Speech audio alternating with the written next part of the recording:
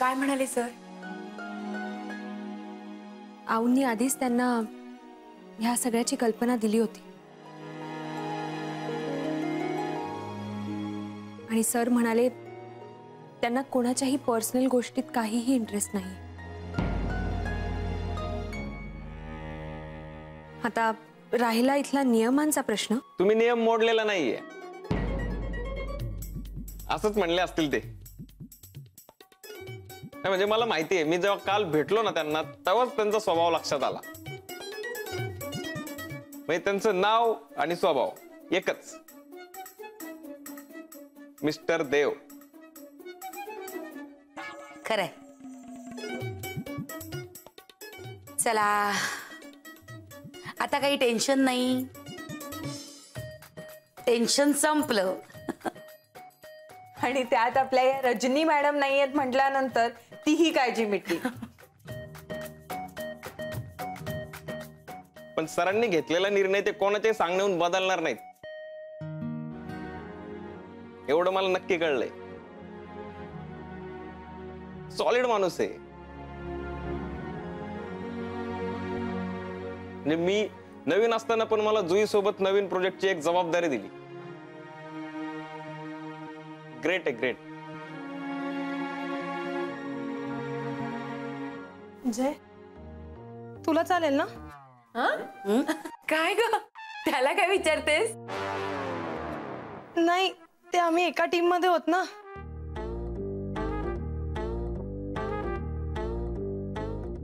बरोबर ना अदिती? जुई अगं, खूप छान संधी आहे ही तुझ्यासाठी. हो ना जयरा? हो ना, संधी चांगलीच आहे. आणि मला विचारायचा प्रश्नच नाही जुई. उत्तम संधी आहे तुला, तू प्रोफेशनली विचार कर. तुझ्यासाठी जे चांगलं ते तू केलंच पाहिजेस. आणि आपण एक टीम आहोतच, पण आपण सगळे एक कुटुंबही आहोत, हो ना? हो. आणि साई प्रसाद, सॉरी मी तुला साई म्हटलं तर चालेल का? साई, तूही खूप मन लावून काम कर. एवढी चांगली संधी आली आहे, हातातनं जाऊ देऊ नकोस. काही मदत लागली तर आम्ही आहोतच.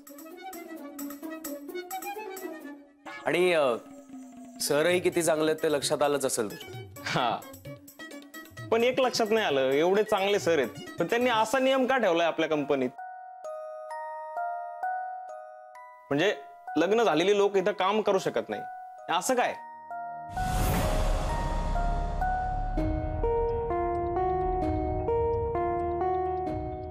काय चाललंय? नवरे काका, मला एक प्रश्न आहे. म्हणजे लग्न झालेली लोक आपल्या ऑफिसमध्ये काम करू शकत नाही, हे चुकीचं नाही का? हो.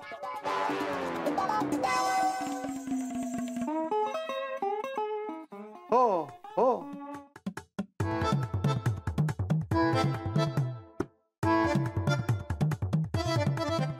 बापरे, नवरे पहिल्यांदा नियमांच्या विरोधात काहीतरी बोलले. चक्क हो हो म्हणत गेले. अगं गेले ते. उत्तम, अगं त्यांना निरोप द्यायचा होता ना. राहू दे ग, कदम आल्यावर स्वतःच सांगतील. जा ना, मग मला सांगून काय उपयोग? आता ओरडतील माझ्यावर.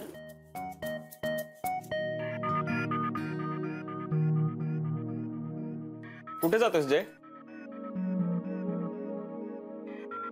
अरे एका क्लायंट सोबत मीटिंग आहे, तिथे जायचं.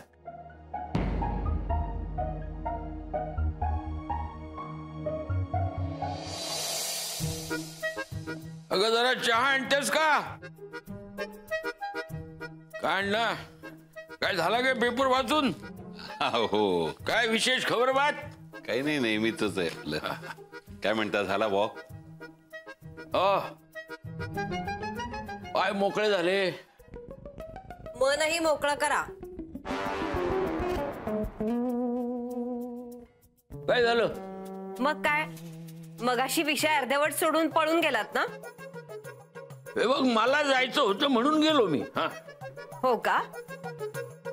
मग मला सांगा, का त्या मुलांशी असं वागताय? मगाशी ते एवढे बोलत होते तर का नाही बोललात त्यांच्याशी? अण्णा हिला सांगा, ते कुमूची स्तुती करत होते. हा, काही नाही बर का. ते कुंभूच्या मित्राची देखील स्तुती करत होते. आता ते जर एवढी स्तुती करत होते तर निदान थँक्स तरी म्हणायचं ना. नाहीतर काय, मागच्या मागे बरी त्यांची चौकशी करता. त्यांच्याबद्दल समजा कळलं पाहिजे. पण ती लोक समोर आली तर एक शब्द बोलणार नाही. एकतर कधी नव्हे तर कोणीतरी स्तुती करत होतं आणि तुम्ही. जाऊ दे काकू, काय बी बोलण्यात अर्थच उरला नाही. आलीस तू? अण्णांची रूम साफ केलीस काय? मी माझं काम केलंय, तुम्ही उगाच विषय बदलू नका. खरंय तुझं. ती मुलं बिचारी एवढी हक्कानी सांगतायत आणि हे न बोलून परका करतायत. मला वाटतं केतकरांचं काहीही चुकत नाहीये. हे काय अण्णा, तुम्ही पण यांची साथ देताय? केतकरांनी मुलांना माफ केलं असतं ना, सर्वात जास्त आनंद मला झाला असता. पण मनाविरुद्ध माफ करण्यापेक्षा असा अबोला चांगला, कारण तो खरा आहे. केतकर, तुम्हाला जे योग्य वाटेल ना तेच करा. कोणासाठी आपलं मत बदलण्याची आवश्यकताच नाही.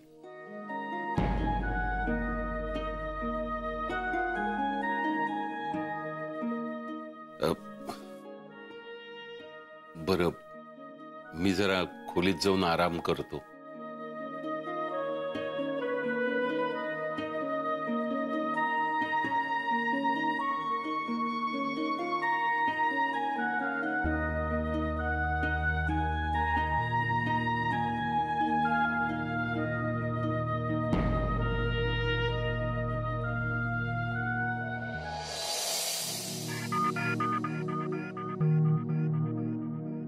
Good morning. गुड मॉर्निंग काका, गुड आफ्टरनून. हा हा, तेच काय ते. बरं आहे का निना? घेऊन गेलात त्याला डॉक्टरकडे? हो. काय म्हणाले डॉक्टर? फार लागलं नाही ना? नाही, हा नाही, त्याने ड्रेसिंग केलंय. पण त्यामुळे झालं काय की 2 दिवस शाळेला दांडी. अरे बापरे, 2 दिवस सुट्टी एवढं लागलंय? अरे ठीक आहे, कळलं मला, तसं काय फार नाही लागलंय. अगं पण 2 दिवस आराम केला तर बरंच आहे ना. नाही, तसं काय विशेष काही झालं नाहीये. हे काय, हा जय आला नाही अजून? काका तो आलाय, पण एका मीटिंग साठी गेलाय. अच्छा, जोरात चाललंय जयचं. बहुतेक या महिन्यात सगळे क्लायंट्स परत आणतोय. होईल, ते देखील होईल. माझं अंकशास्त्र सांगतंय ना मला, आपल्या ऑफिस मधल्या सगळ्यांची प्रगती होणार आहे. हो, सगळं सगळं काही ठीक होणार. पण त्यासाठी आपल्याला सगळ्यांना कामं करायला पाहिजे ना. चला कामं करा, नाही तर ते नवरे येतील. चला. प्रोफेशनली विचार कर ना. तुझ्यासाठी जे चांगलं ते तू केलंच पाहिजेस. आणि आपण एक टीम आहोतच, पण आपण सगळे एक कुटुंबही आहोत, हो ना?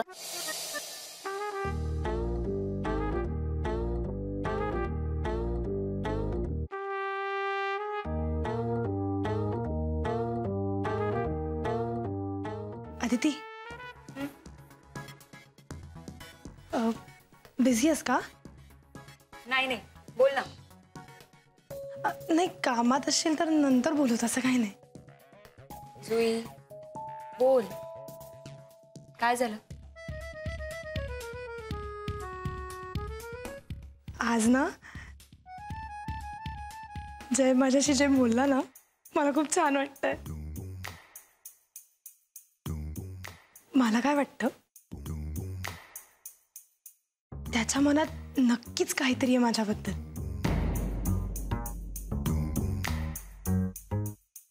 जुई चल लवकर, म्हणजे आज काम संपून टाकू पटकन. कसं आहे, माझा फर्स्ट प्रोजेक्ट आहे ना, म्हणजे वेळेवर सगळं कंप्लीट व्हायला पाहिजे. चल.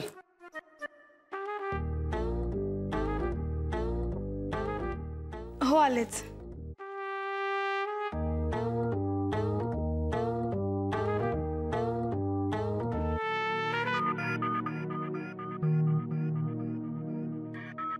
हाय.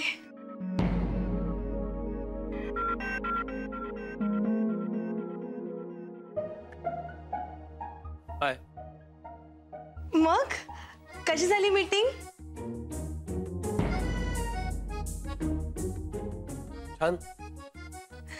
मला वाटलेलंच. जुई चल. हो.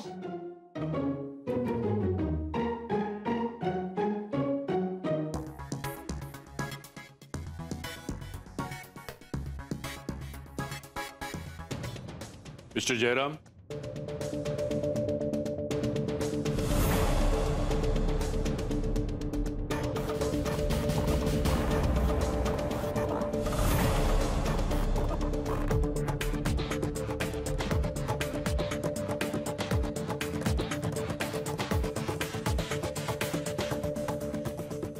माझ्या केबिन मध्ये या right now.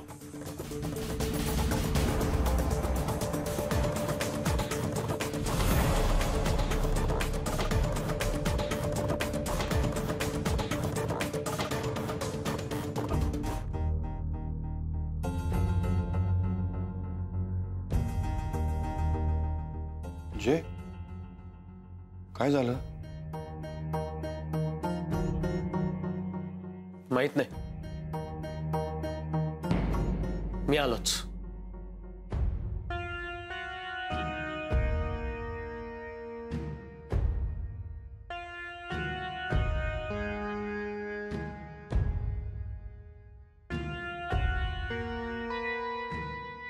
May I Oh, yes, yes, yes. Please come in.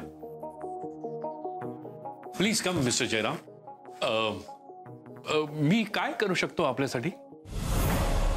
अरे तुम्ही उभे का, बसा ना, बसा प्लीज. नाही नाही नाही, तुम्ही इथे नाही, इथे इथे इथे बसा. सर, मी या कंपनीचा एम्प्लॉई आहे. मला माहिती आहे माझी ती जागा नाही आहे. तुम्हाला तुमची जागा माहिती आहे का? सर, माझं काही चुकलंय का? तोंड वर करून बोलायला शरम वाटत नाही तुम्हाला? मी तुम्हाला सुचवलेल्या निंबाळकरांना काय म्हणालात तुम्ही? आपण कोणाला काय बोलतो हे कळत कसं नाही तुम्हाला? सर, माझ्या मते मी त्यांना काही चुकीचं बोललोय असं मला नाही वाटत. तुमच्या मते म्हणजे? ही सगळी कंपनी तुमच्या मतावरती चालते का? Do you know who mister Nimbalkar is? आणि आमच्या कंपनीला तुमची गरज नाही असं कसं म्हणू शकता तुम्ही त्यांना? आम्हाला तुमच्या बरोबर काम करायचं नाही असं सांगून डील संपवलं तुम्ही त्यांच्या बरोबरचं? सर, मी त्यांना तसं म्हणालो कारण ते स्वतःला काय समजता तुम्ही? मगाशी ज्या तोऱ्यात बोललात ना, मी या कंपनीचा एम्प्लॉई आहे, ते जरा लक्षात असू द्या. इथे मालक असल्यासारखे वागू नका तुम्ही. अरे एक क्लायंट काय परत घेऊन आलास, लोकांनी कौतुक केलं तुझं, डोक्यामध्ये हवा गेली तुझ्या?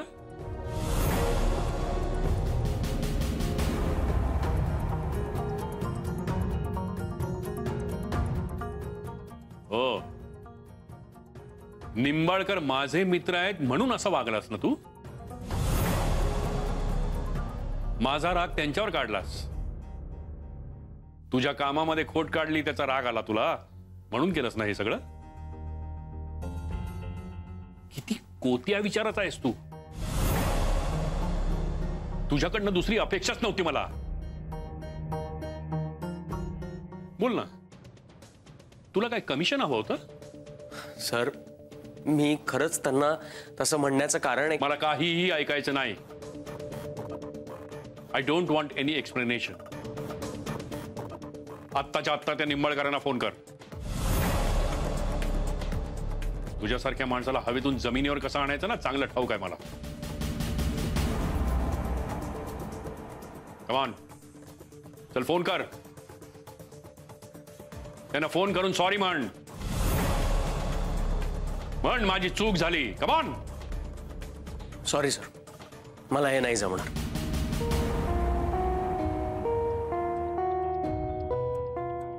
मी तुला विचारत नाहीये, मी तुला सांगतोय. आत्ताच्या आत्ता त्यांना फोन कर आणि त्यांची माफी माग. दिस इज माय पर्सनल ऑर्डर.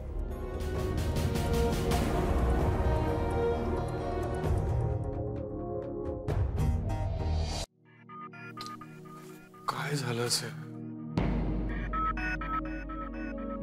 पण काका असं काहीतरी होणार आहे मला वाटलंच होतं.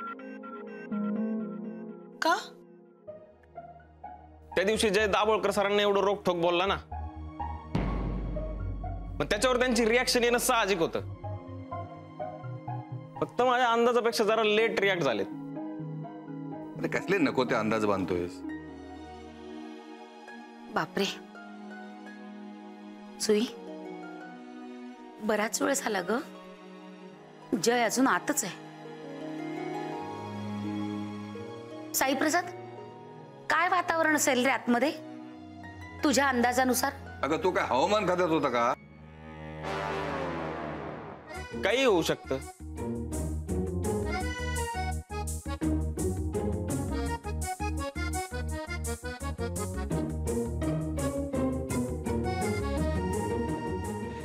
टेन्शन घेण्यासारखं काही नाहीये.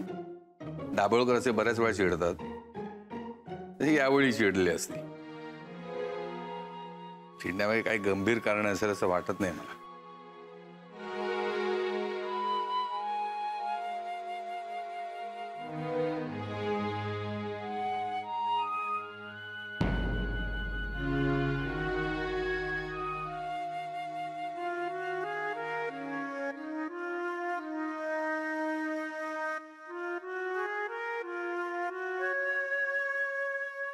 काय झालं जय? हे बघ, काही झालं असेल ना त्याकडे लक्ष देऊ नकोस. जय सांग ना काय झालं?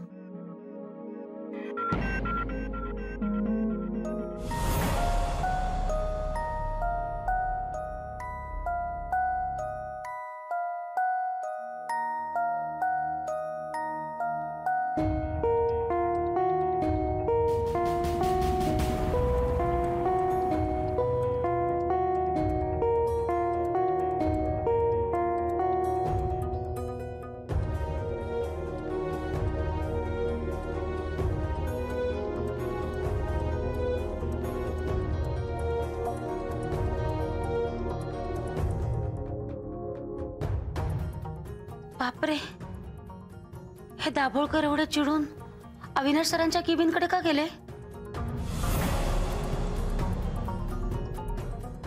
जय, काय झालंय? सगळं ठीक आहे ना? तू विचारते काय? किती चिडले पाहिलं नाही का तू?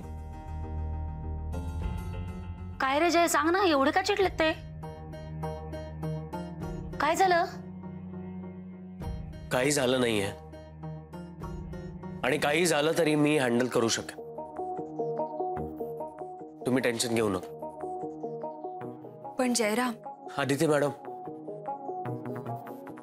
तुम्ही टेन्शन घेऊ नका खरंच. अरे पण मग तिला टेन्शन येणारच ना.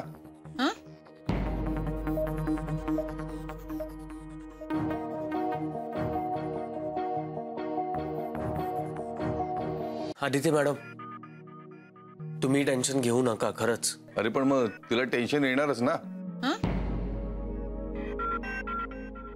म्हणजे अरे आदितीचे पप्पा तुझ्यावर का चिडले याचं तिला टेन्शन येणारच ना.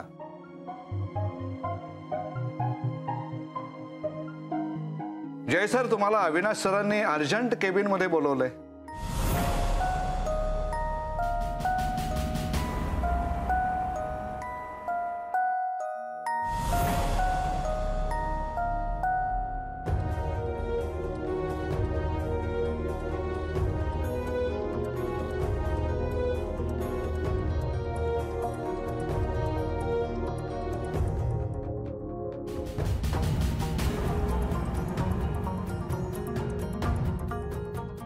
आता यांचं काही खरं नाही.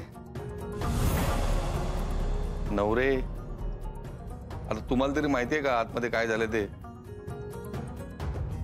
उगाच आता टेन्शन वाढवू नका. अहो, जय सरांनी नको ते उद्योग केलेत. का? काय केलं जयने? निंबाळकरांशी उद्धटपणे बोललेत ते. अहो, 7 स्टार्स हॉटेल्सची चेन आहे त्यांच्याकडे. दाभोळकरांची पूर्वीची कामं हेच करत होते. त्यांनी जर मनात आणलं ना तर जयरामना एक हॉटेल सुद्धा मिळून देणार नाहीत ते ट्रिपला.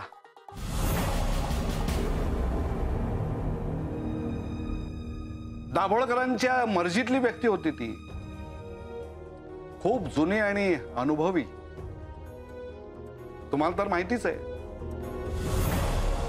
पण जयरामने कुठलाही विचार न करता डील कॅन्सल केली. आता सर त्यांना चांगलंच खडसावणार.